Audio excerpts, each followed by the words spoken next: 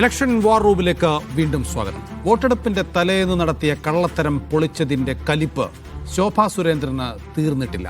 ഇന്ന് വോട്ട് രേഖപ്പെടുത്തിയ ശേഷം തൃശൂരിൽ മാധ്യമങ്ങളെ കണ്ടപ്പോഴും ദൃശ്യം പുറത്തുവിട്ട മീഡിയ വണ്ണിനെയും റിപ്പോർട്ടറെയും ഭീഷണിപ്പെടുത്തിയായിരുന്നു ശോഭയുടെ പ്രതികരണം.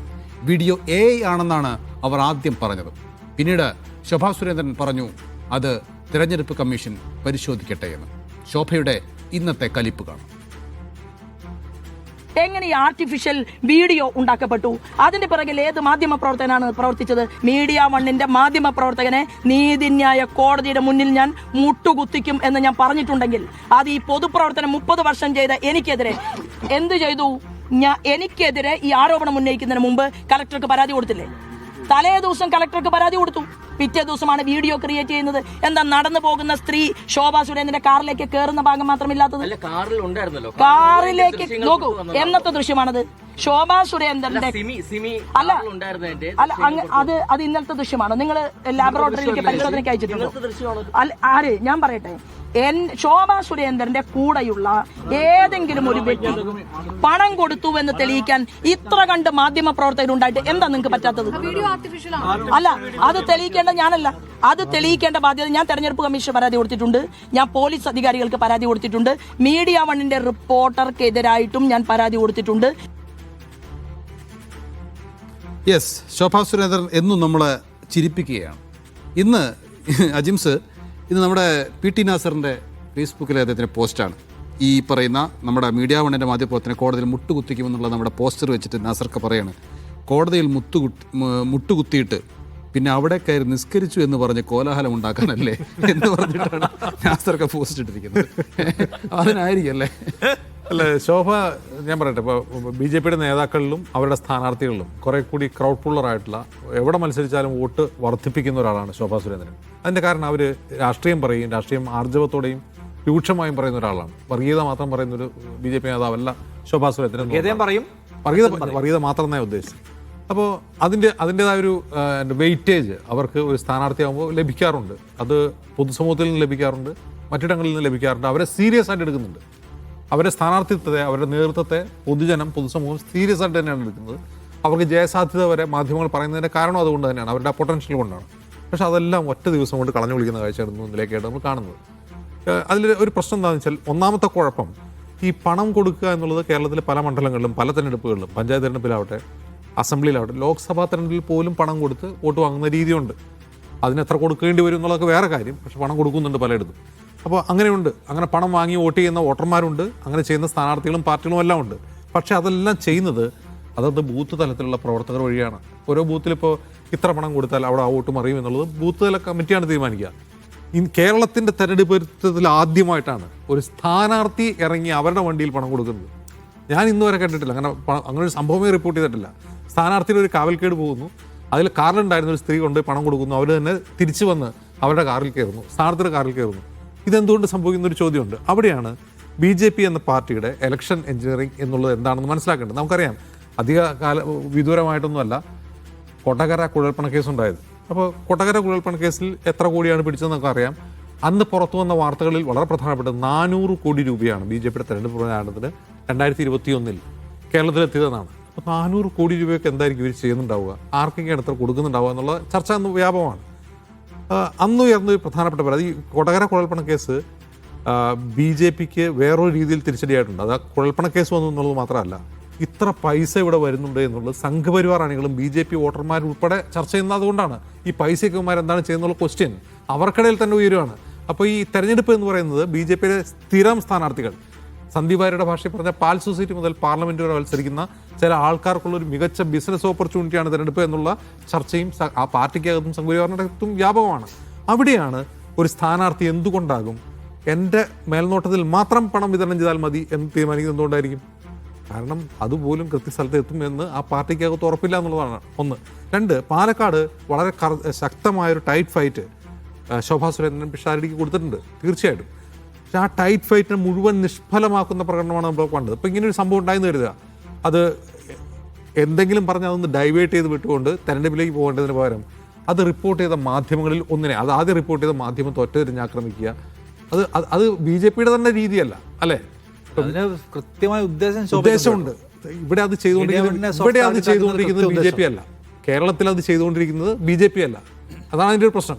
അപ്പോൾ അങ്ങനെ ആക്രമിച്ചുകൊണ്ട് എന്താണ് അത് പറയാൻ അതിൽ ഏറ്റവും തമാശയുള്ള കാര്യം, ആ സ്ത്രീ എൻ്റെ കാറിൽ കയറിയോ, അപ്പോൾ ദൃശ്യങ്ങളുണ്ടല്ലോ, അത് ദൃശ്യങ്ങളിലുള്ളതല്ല, അതെൻ്റെ നിഴലാണ്. വെള്ള സാരി എടുത്ത് അല്ല വെള്ള ചുരിദാറിട്ട സ്ത്രീ അല്ല മുല്ലപ്പൂട്ട നിഴൽ. അപ്പോൾ അതിനിന്ന് ഒരു സംഘപരിവാർ നിരീക്ഷകൻ കളിയാക്കിയിട്ടുണ്ട്. മറ്റേ നിഴലായി ഒഴുകി വരും ഞാൻ എന്നുള്ള ലക്ഷ്യപ്പാടില്ലേ, അതിട്ടൊന്നും കളിയാക്കിയിട്ടുണ്ട്. അതായത് സംഘികൾ തന്നെ ശോഭ എന്ത് ചെയ്യാണ്, ട്രോളിക്കൊണ്ടിരിക്കുകയാണ്. അങ്ങനെ ഒരു ട്രോൾ മെറ്റീരിയലായി ഒരു സ്ഥാനാർത്ഥി, ഒരു വിജയസാധ്യതയുള്ള ഒരു സ്ഥാനാർത്ഥി മാറുന്ന കാഴ്ചയാണ്. അത് മാത്രമല്ല, പാലക്കാട്ട് അവരുടെ പ്രോസ്പെക്ട്സ് മാത്രമല്ല അത് തകർത്തത്, മൊത്തം BJPയുടെ ഒരു ഇമേജാണ് അതിലൂടെ. ഇതിനകത്തൊരു കാര്യമുള്ളത് വെച്ചാൽ ഇപ്പം ഹാർഡ് കോർ സംഘ് വോട്ടിനൊന്നും ഇത് ഒരിക്കലും ബാധിക്കാൻ പോകുന്നില്ല. കാരണം ഞങ്ങളുടെ നേതാക്കൾ കുറച്ച് പൈസ കൈകാര്യം ചെയ്തു, അല്ലെ ഞങ്ങളുടെ നേതാക്കൾ ഏതെങ്കിലും കലാപക്കേസിൽ പെട്ടു എന്നുള്ളത് അവരുടെ ഒരു വിഷയമല്ല. ഞങ്ങളുടെ സ്ഥാനത്ത് ജയിക്കുക എന്നുള്ളത് മാത്രമേ അവർക്ക് ഉദ്ദേശമുള്ളൂ. ഇതിനകത്തൊരു കാര്യമുള്ളതെന്ന് വെച്ചാൽ ഇത് ഉണ്ടാക്കാൻ പോകുന്ന ഒരു ഫീൽ എന്ന് വെച്ചാൽ, അതായത് ശോഭേച്ചി ജയിക്കാൻ പോകുന്നു എന്നാണ് ഇന്നലെ അവർ വിചാരിച്ചത്. ഇപ്പം നമ്മൾ കാണുമ്പോൾ ശോഭേച്ചി ജയിക്കില്ല, പൈസ കൊടുത്ത് വോട്ട് വാങ്ങിച്ചിട്ടേ ജയിക്കാൻ പറ്റൂ എന്ന കോൺഫിഡൻസ് ലോസ് അവർക്ക് തന്നെ ഉണ്ടെന്ന് ജനത്തിന് തോന്നുന്നു. അതായത് നോർമലി ജയിക്കാൻ പറ്റില്ല എന്ന് അവർ ഉറപ്പിച്ചു, എന്നിട്ട് പൈസ കൊടുത്തിട്ട് ജയിക്കാനുള്ള അവസാനത്തെ കളി കളിക്കുകയാണെന്ന് വന്നാൽ ജനങ്ങൾ അവരുടെ പോരാട്ടത്തെ വിലമതിക്കും എന്നുള്ള പ്രശ്നമുണ്ട്. രണ്ടാമത്തെ കാര്യം, എല്ലാ വിഭാഗം ആളുകൾക്കിടയിലും അക്സെപ്റ്റൻസ് ഉണ്ടാക്കാൻ കഴിയും വിധത്തിൽ വളരെ കാമൻ ക്വയറ്റായിട്ടാണ് ശോഭാ സുരേന്ദ്രൻ പോയിക്കൊണ്ടിരുന്നത്. പാവം നേതാവ് എന്തുമാത്രം പക്വമായി സംസാരിക്കുന്നു, സ്നേഹത്തോടെ സംസാരിക്കുന്നു, ആർദ്രതയോടെ സംസാരിക്കുന്നു. പക്ഷേ ഇന്നലെ അതായിരുന്നില്ല സ്ഥിതി. ഇന്നലെ കണ്ടവരെ മുഴുവൻ അവർ ഓടിച്ചിട്ട് ചീത്ത വിളിക്കുന്നതാണ് കണ്ടത്. അപ്പോൾ ശോഭാ സുരേന്ദ്രൻ എന്ന് വെച്ചാൽ അങ്ങനെ അവർ തന്നെ സ്വയം പല സ്ഥലത്തും ഒരു മാതൃബിംബമായൊക്കെ അവതരിപ്പിക്കാനിരിക്കുമ്പോൾ ഇന്നലെ അമ്മ ചൂടാവുന്നതാണ് കണ്ടത്, പൊട്ടിത്തെറിക്കുന്നതാണ് കണ്ടത്, ആക്ഷേപിക്കുന്നതാണ് കണ്ടത്. അപ്പോൾ ഇത് ബിൽഡ് ചെയ്തുകൊണ്ടുവന്ന ഒരു ഇമേജ് ഉണ്ട്. ഇപ്പോൾ തിരുവനന്തപുരത്ത് നിന്ന് ഓപ്പറേറ്റ് ചെയ്യുന്ന ഒരു ഹെയ്റ്റ് ട്യൂബറുണ്ട്, ഉർവശിയുടെ ഒരു ക്യാരക്ടർ, എൻ്റെ ഒരു മീം അതിൻ്റെ ഇടയ്ക്ക് അതിങ്ങനെ മാതൃത്വത്തെ പറ്റി സ്ത്രീത്വത്തെ പറ്റി സംസാരിച്ചുകൊണ്ടിരിക്കുമ്പോൾ അവിടെ നിന്ന് പണിക്കാരെന്തോ പറയുമ്പോൾ അത് കൽപ്പനയാണ് ഉർവശിയല്ല ടാപ്പടക്കട. നിന്റെ അച്ഛൻ്റെ കുത്തുകളൊക്കെ ഇവിടെ കത്തിച്ച് വെച്ചിരിക്കുന്നതെന്നാണ് അത് ചോദിക്കുന്നത്. അതെൻ്റെ ഓർമ്മ എന്ന് പറഞ്ഞത്. ഞാൻ പറഞ്ഞത് തിരുവനന്തപുരത്ത് നിന്ന് പ്രവർത്തിക്കുന്ന ഒരു യൂട്യൂബർ ഹെയ്റ്റ് ട്യൂബർ ഉണ്ടല്ലോ, ഈ BJPയുടെ വിജയത്തിന് വേണ്ടി പ്രവർത്തിക്കുന്നത്. അപ്പം അയാൾ തന്നെ എഴുതിയിരിക്കുന്നത് കണ്ടു, വിജയസാധ്യത ഉണ്ടായിരുന്നു, അവസാനം കൊണ്ട് കല ഉടച്ചു. കാരണം ഇത് ഈ ഇംപ്രഷൻ പ്രശ്നമുണ്ട്. ഒന്ന്, അവർ നല്ല ഒരാളാണ് എന്ന് പറയുന്ന ഫീല് ചൂടാവുമ്പോൾ പോകും. നമ്മളെപ്പോഴും ഈ പിണറായി വിജയനെ കുറിച്ച് തന്നെ പറഞ്ഞതാണ്, പിണറായി വിജയൻ ഒരുപാട് കാര്യങ്ങൾ സംസ്ഥാനത്തിന് വേണ്ടി ചെയ്ത ആളാണ്. പക്ഷേ അത് ചെയ്യുമ്പോൾ അത് ജനങ്ങളുടെ അന്തസ്സിനെ ഡിസ്റ്റർബ് ചെയ്യാതിരിക്കണം, അത് പ്രധാനമാണ്. അത് അദ്ദേഹത്തിന് ചില പാളിച്ച പറ്റിയെന്നുള്ളത് ഒരു പ്രധാനപ്പെട്ട പ്രശ്നമാണ്.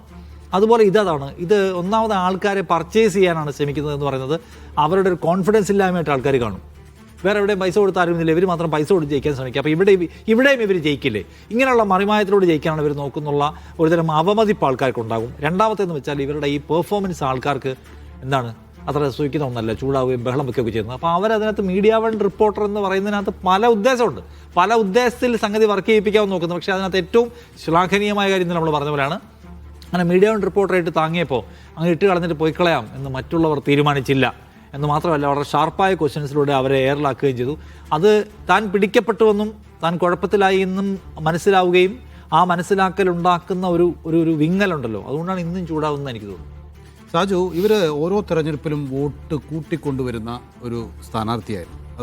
അവർ പാലക്കാട് തന്നെ മത്സരിച്ചപ്പോൾ അങ്ങനെ കൂട്ടിക്കൊണ്ടുവന്നിട്ടുണ്ട്.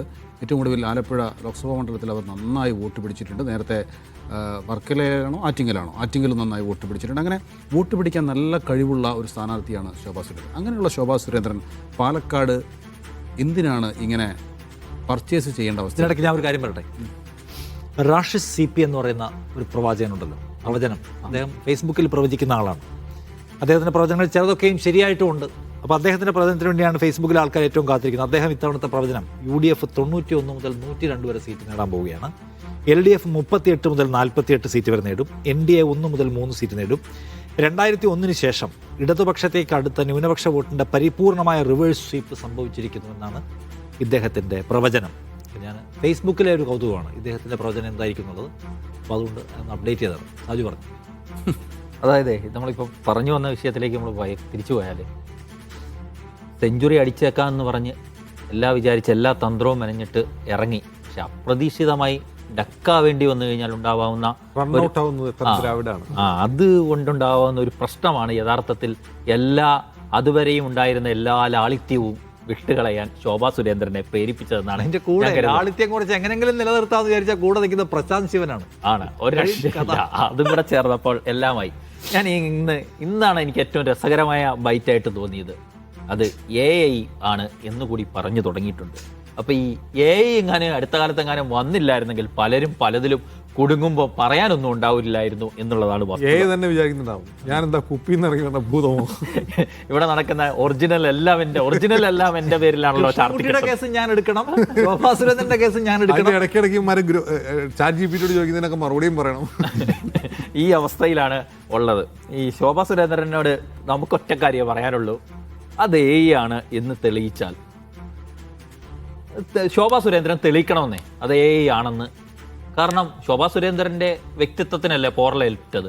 ശോഭാ സുരേന്ദ്രൻ കള്ളത്തരം കാണിച്ചു എന്നല്ലേ തെളിയിക്കപ്പെട്ടത്. അതല്ല എന്നവർക്ക് പൂർണ്ണ ബോധ്യമുണ്ട്, ഇത് AI ആണ് എന്ന് പൂർണ്ണ ബോധ്യം ഉണ്ടെങ്കിൽ തെളിയിക്കണമെന്നേ. നമ്മളും തിരിച്ചൊരു വെല്ലുവിളി വെക്കാന്നേ അങ്ങോട്ട്. അല്ല, അവരോട് ചോദിച്ചു, അപ്പോൾ അവർ പറഞ്ഞു ഞാനല്ല തെളിയിക്കേണ്ടത്, അത് അന്വേഷിക്കുന്നവർ തെളിയിക്കട്ടെ, പോലീസ് തെളിയിക്കട്ടെ, കമ്മീഷൻ തെളിയിക്കട്ടെ. അപ്പൊ ഇങ്ങനെ ഒളിച്ചോടാനൊക്കെ തന്നെയുള്ളൂ ശോഭാ സുരേന്ദ്രന് പറ്റുള്ളൂ. ഇനി ഞാൻ ഏത് അന്വേഷണത്തെയും സാജു സ്വാഗതം ചെയ്യാണ്. എനിക്ക് അക്കാര്യത്തിൽ ഭയങ്കരമായ ആത്മവിശ്വാസമുണ്ട്. പിന്നെ മറ്റൊരു കാര്യം, ശോഭാ സുരേന്ദ്രൻ ആദ്യമായിട്ടാണോ ഇങ്ങനെ ആരോപണ വിധേയനാവുന്നത്? അജിംസിന് ഓർമ്മയില്ലേ, മുമ്പ് ഒരു 25 ലക്ഷത്തിന്റെ ഒരു കൊടുക്കാമെന്ന് ആവശ്യപ്പെടുന്ന ഒരു ഓഡിയോ പ്രചരിച്ചത്, ഒരു ശബ്ദരേഖ പുറത്തു വന്നത്. അതിനകത്ത് അങ്ങനെ വളരെ പ്രധാനപ്പെട്ട വാചകമായിരുന്നു. സാജി അജ്മലിനെ മുട്ടുകുത്തിയതിന് മുമ്പ് മുട്ടുകുത്തിച്ചത് ആന്റോ അഗസ്റ്റിനെയാണ്. അങ്ങനെ പല കാര്യങ്ങളുണ്ട്. അപ്പം ഈ പുണ്യത്തിന് വേണ്ടിയല്ല ചെയ്തതെന്നൊക്കെ പറഞ്ഞു അന്ന് ആ ഓഡിയോയൊക്കെ നിഷേധിച്ചിട്ടുണ്ട്. അതെന്തായോ എന്ന് എനിക്കറിയത്തില്ല. അത് പുറത്തുവിട്ടവരെ മുട്ടുകുത്തിച്ചോ എന്നതും നമുക്ക് ഇപ്പോൾ വ്യക്തമല്ല. ഏതായാലും ശോഭാ സുരേന്ദ്രൻ പറഞ്ഞതെല്ലാം പൊളിഞ്ഞ് അടുങ്ങിപ്പോയി ഇന്നലെ മുതൽ. ആദ്യം നിഴലിനെ മുതൽ എന്തിനെയൊക്കെ കൂട്ടുപിടിക്കാവുന്നോ എന്നാണ് നമ്മൾ ഈ നിഴല്, ഒരു മനുഷ്യന്റെ നിഴൽ അത് പോകുന്നതിനൊപ്പം പോകുന്നതാണ് നമ്മൾ മനസ്സിലാക്കിയത്. പക്ഷേ ആ നിഴല് പോകാതെ കാറിലിരുന്ന് ഫോൺ വിളിക്കുന്ന ദൃശ്യങ്ങളൊക്കെ ഇന്നലെ നമ്മൾ കണ്ടായിരുന്നു. കാരണം ആ നിഴല് ഇടയ്ക്ക് കാറിലിരുന്ന് ഫോണിൽ സംസാരിക്കുന്നുണ്ടായിരുന്നു.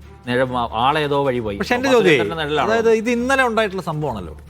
ആളുകൾ ശോഭാ സുരേന്ദ്രനെ വോട്ട് ചെയ്യണോ, പിഷാരടിക്ക് വോട്ട് ചെയ്യണോ, അതോ NMR റസാക്കും ചെയ്യണോ എന്നൊക്കെ 2 ദിവസം മുമ്പേ തീരുമാനിച്ചു കഴിഞ്ഞില്ല. ഇന്നലത്തെ ഈ സംഭവം എങ്ങനെ ഇമ്പാക്ട് ചെയ്യുന്നതാണ്? അത് വോട്ട് ഉറപ്പിക്കുന്നതാണ്. അതൊക്കെ വോട്ട് ഉറപ്പിക്കും. കാരണം വെച്ചാൽ VS അച്യുതാനന്ദൻ TP ചന്ദ്രശേഖരന്റെ വീട്ടിൽ പോയത് ഏത് ദിവസമാണ്? അല്ല തന്നെ ഒരു മൂടിക്കെട്ടി നിൽക്കുകയാണ്. അതിനൊരു തള്ളു കൂടി കൊടുത്തില്ലേ, ഒരു പുഷ് കൂടി കൊടുത്തില്ലേ? അതൊക്കെ സംഭവിക്കാം. ആളുകളുടെ മനസ്സെങ്ങനെയും മാറാം. പക്ഷേ ഇന്നത്തെ ഒരു രസം എന്താണെന്ന് വെച്ചാൽ, ഇപ്പൊ ഞാൻ ഈ VSന്റെ പോക്ക് പറഞ്ഞിട്ടാണ് ഇന്ന് വികട സരസ്വതി പറയാൻ വേണ്ടി നേതാക്കൾ ആരെയും കണ്ടില്ല. ഒരു മുന്നണിയിൽ നിന്നും വികട സരസ്വതികൾ ഉണ്ടായിട്ടില്ല. അതായത് സ്വന്തം പാർട്ടിക്കിട്ട് പണി കൊടുക്കുന്ന ആൾക്കാരുണ്ടല്ലോ. ഉണ്ട്. നിങ്ങൾ K സുധാകരന്റെ ബൈറ്റ് കേട്ടില്ല? അത് പിന്നെ ഓർമ്മ കല്ലുകടി ഉണ്ടായിരുന്നു. പക്ഷേ നാക്കുപഴ മാത്രമാണ്. അപ്പൊ തന്നെ അദ്ദേഹം തന്നെ തിരുത്തി. പിന്നെ അധികം നേരം അദ്ദേഹത്തിനോട് നിർത്തിയില്ല, മാറ്റി. അല്ല, അദ്ദേഹത്തോട് കുത്തി ശോധിക്കുന്നത് തന്നെ ശരിയല്ല എന്നുകൂടെ ഞാൻ പറയാം. പക്ഷേ ശോഭാ സുരേന്ദ്രന്റെ കാര്യത്തിൽ ശോഭാ സുരേന്ദ്രൻ നമ്മൾ ഈ തമാശയൊക്കെ മാറ്റി വെച്ച് കഴിഞ്ഞാൽ ശോഭാ സുരേന്ദ്രൻ ആരാണ്? BJPയുടെ കോർ കമ്മിറ്റി അംഗമാണ്, ദേശീയ തലത്തിൽ കൂടെയുള്ള നേതാവാണ്. ഇങ്ങനെയാണോ ഒരു തെരഞ്ഞെടുപ്പ് രംഗത്ത് പെരുമാറേണ്ടത് എന്ന ചോദ്യമില്ലേ? പാലക്കാട് എന്ന് പറയുന്നത് പണം അങ്ങോട്ട് വാരി എറിഞ്ഞാൽ അവിടുന്ന് പണത്തിനനുസരിച്ച് വോട്ട് കിട്ടും എന്ന് വിചാരിച്ചിട്ടാണോ ശോഭാ സുരേന്ദ്രൻ പോരാട്ടത്തിനിറങ്ങുന്നത്? കൂടെ പ്രവർത്തിക്കുന്ന പ്രവർത്തകരെയും അവർ വോട്ട് ചെയ്യുന്ന അണികളെയും കുറിച്ചുള്ള ആത്മവിശ്വാസമില്ലായ്മയാണോ ശോഭാ സുരേന്ദ്രന്റെ പ്രശ്നം എന്നൊരു ചോദ്യം കൂടി ഇവിടെ ബാക്കിയല്ലേ? നമുക്കറിയാം, തെരഞ്ഞെടുപ്പ് കാലത്ത് ആരും ശുദ്ധരല്ല. ഇവിടെ പണം ഇറങ്ങാറുണ്ട്, ഉപഹാരങ്ങൾ നൽകുന്ന പരിപാടികൾ നടക്കുന്നുണ്ട്.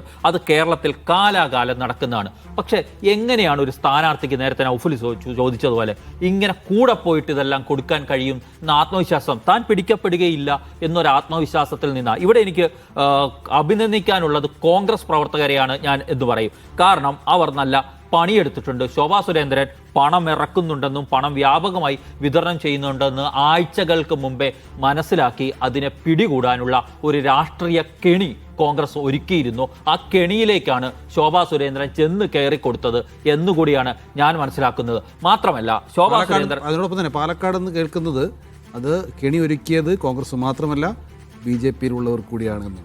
അത് ശോഭാ സുരേന്ദ്രൻ വന്നപ്പോൾ തന്നെ മാറി നിൽക്കുന്ന നേതാക്കളെ, ചുമരെഴുത്തിന്റെ ഉദ്ഘാടനത്തിന് പോലും പോകാതെ മാറി നിൽക്കുന്ന അവർ, അല്ലെങ്കിൽ ആ ജില്ലാ അധ്യക്ഷന് വേണ്ടി കാത്തു നിൽക്കേണ്ടി വരുന്ന അവസ്ഥയൊക്കെ നമ്മൾ കണ്ടതാണ്. മറ്റൊരു കാര്യം, ശോഭാ സുരേന്ദ്രൻ പിടിക്കപ്പെട്ട് കഴിഞ്ഞപ്പോൾ അവർ രക്ഷപ്പെടാൻ വേണ്ടി അവർക്ക് ആകെ പറയാനുണ്ടായിരുന്നത് അത് മീഡിയ വണ്ണിന് എങ്ങനെ തത്സമയം കിട്ടി എന്ന ചോദ്യം ഉന്നയിച്ചുകൊണ്ടാണ്.